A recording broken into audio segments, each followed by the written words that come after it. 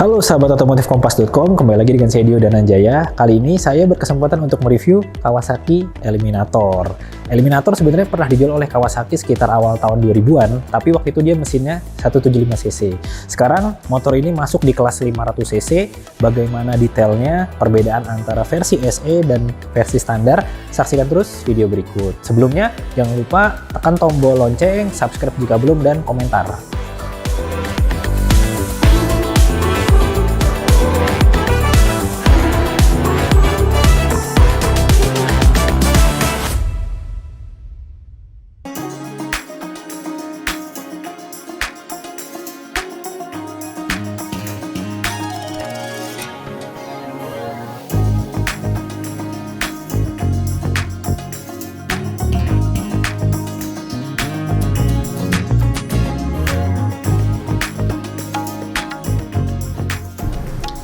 Nah, jadi pertama kita akan bahas dulu yang versi SE atau Special Edition. Motor ini secara perbedaan paling mencolok adalah di harga ya. Jadi motornya dijual 169,9 juta, sementara yang versi standar 165,9 juta.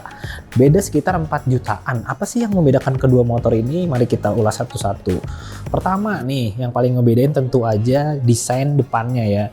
Desain depan kelihatan dari bentuk lampu yang memakai cover. Jadi kayak motor ala cafe racer gitu, dia pakai cover, terus kayak semi visor kecil gitu. Sementara kalau yang SE kan dia nggak ada, yang standar nggak ada. Selain cover lampu, kemudian perbedaan juga berlanjut ke ini nih, suspensi depan yang ada cover dari karet nih. Ini bisa mengurangi debu-debu atau kotoran di bagian as suspensinya. Jadi lumayan nih bikin suspensinya lebih awet. Terus kita lanjut ke bagian belakang nih. Nih, perbedaan lagi ada di joknya. Joknya pakai bahan kulit, tapi dia ada motifnya nih. Motifnya kayak semacam titik-titik gitu. Bikin lebih ini sih, mewah kelihatannya. Dan ada jahitannya juga di sini. Terus perbedaan lagi terlihat di bagian cover knalpot. Jadi cover knalpotnya ini yang dekat kaki, dia pakai warna hitam. Sementara yang standar dia silver aja. Rangkanya dia dilabur warna hitam. Terus juga warna bodi juga beda, khusus yang varian SE ini warnanya hitam metalik gitu ya, tapi finishingnya doff. Sementara kalau yang standar dia warnanya putih glossy aja. Dan satu lagi perbedaan di varian SE ada di USB connection di sini nih. Jadi ini udah support USB Type-C ya, khusus varian SE. Nah, di kelas motor 500cc, Eliminator nih punya teknologi yang terbilang beda lah dibanding kelasnya ya. Pertama dari mesin, dia pakai assist and sleeper clutch. Artinya ketika melakukan perpindahan gigi, ketika melakukan downshift, motor ini bakal lebih nyaman lah buat pengendara, nggak mengagetkan, terus bikin juga koplingnya lebih ringan. Selanjutnya teknologi juga ada di remnya udah pakai rem ABS, kemudian juga teknologi Ergofit di mana posisi duduknya, posisi berkendaranya diklaim lebih nyaman. Nah, sahabat otomotif kompas.com, buat saya yang tingginya kurang lebih sekitar 163-165 cm ya, ternyata naik Eliminator nih cukup nggak kesusahan ya. Jadi tingginya tuh pas aja tuh, kaki mungkin masih jinjit sedikit, tapi kanan kiri masih bisa napak ya, nyentuh tanah. Terus posisi tangannya nih yang bikin lebih nyaman lagi, dia tinggi dan agak mundur ke belakang. Jadi emang posisi motor cruiser ya, bikin nyaman buat perjalanan jauh. Belum lagi posisi kakinya nih, ini kalau dibandingin motor sport lebih maju. Kalau motor sport mungkin agak mundur ke belakang sini ya, tapi ini karena motor cruiser dia agak maju ke depan. Dan nggak terlalu maju juga, jadi pas posisinya, bikin manuver ketika dipakai buat touring gitu, ini lebih nyaman lagi nih. Terus joknya juga, jadi Kawasaki punya dua model jok ya, ini yang versi standarnya, ada lagi yang versi lebih pendek. Ini yang untuk versi standar buat saya udah cukup nyaman, lumayan empuk juga joknya ternyata. Mungkin kalau yang pakai versi pendek lagi bakal lebih nampak lagi nih kaki saya nih. Beralih ke motor di sebelah saya, ini adalah New Eliminator warna White Robotic Pearl. Jadi desainnya tuh lebih sederhana, lebih minimalis ya. Warnanya putih glossy. Kemudian motor ini sebenarnya masih sama basicnya, mesinnya juga teknologi sama, pakai assist slipper clutch, rem ABS, teknologi ErgoFit di posisi berkendaranya, dan juga ada smartphone connectivity. Tapi bedanya untuk yang New Eliminator nggak pakai USB connection ya. Terus lampu depan kalau bisa ngelihat dia nggak ada cover lampunya, jadi langsung aja terekspos bagian rumah lampunya. Terus suspensi juga langsung nggak ada cover suspensinya, tapi secara umum lebih sederhana, lebih segar juga sih dibandingkan yang varian SE. Terus berlanjut juga perbedaan ada di sasis. Untuk yang ini sasisnya warna gunmetal gitu, kalau yang SE kan tadi hitam ya. Terus joknya lebih polos, sama-sama pakai kulit tapi ini nggak ada jahitan-jahitan. Terus di knalpot juga ini cover knalpotnya dia pakai warna kayak semacam gunmetal juga. Oke, sekarang kita lanjut bagian mesin.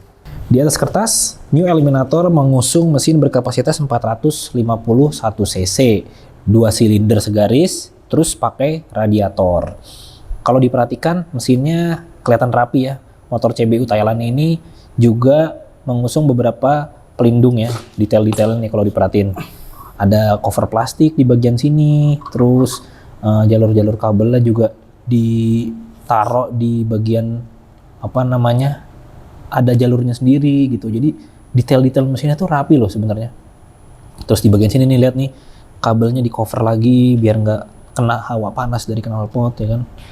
Nah, mesin ini menghasilkan tenaga sekitar 52 PS atau setara 50 tenaga kuda pada 10.000 rpm, dan torsi maksimalnya di 42,6 Nm pada 7.500 rpm. Bor kali stroke-nya kalau bisa dilihat ini 70 kali 58,6 mm. Berarti ini emang mesin overbore, yang artinya mesinnya cocok buat perjalanan jauh. Terus transmisi pakai manual 6 percepatan. Nah, sementara di bagian kaki-kakinya New Eliminator pakai ukuran 18 di depan dan 16 di belakang. Di depan pakai ban IRC ukurannya 130 per 70. Kemudian juga dia udah pakai ban tubeless. Sementara suspensi ini cukup gede ya, dia pakai teleskopik ukuran 41 mm. Remnya pakai kaliper Nissin dan sudah ABS. Sementara untuk varian SE, kaki-kakinya juga sama seperti yang New Eliminator. Kemudian berlanjut di ban belakang. Belakang pakai tadi saya bilang ring 16, profil bannya 150 per 80, sama-sama pakai ban tubeless, mereknya IRC. Suspensi pakai dual shock breaker yang sudah ada preload adjusternya nih. Terus rem juga dibekali kaliper Nissin dan sudah pakai ABS. Oke, sekarang kita mau bahas tentang instrumen klasternya. Tapi sebelumnya saya bahas dulu nih kuncinya. Kuncinya menarik sebenarnya. Dia bukan yang versi kayak kunci biasa, tapi modelnya ada teknologi tersendiri yang bikin maling nih susah untuk meniru ya. Untuk meniru kuncinya nih lebih susah. Sekarang kita masukin aja ke sini. Kita on. Nah, instrumen klasternya nih untuk New Eliminator dan yang tipe SE sama-sama udah digital. Jadi modelnya bulat seperti ini. Di atas nih ada penunjuk putaran mesin, di tengah-tengah ada kecepatan, terus ini ada jam, dan ini ada menarik nih logo Bluetooth ya, karena emang kedua motor ini sudah pakai smartphone connectivity ya. Terus di bawahnya ada bensin, penunjuk bensin. Terus di atas ini ada logo ABS, lampu jauh, netral, dan engine check. Di sini ada fitur, ini untuk mengatur tripnya nih. Ada pertama odometer, trip A, trip B, lalu konsumsi BBM liter per kilometer, average konsumsi BBM, ini untuk range kecepatannya. Oke teman-teman, sekarang kita penasaran juga suara mesin seperti apa, kita nyalain yuk.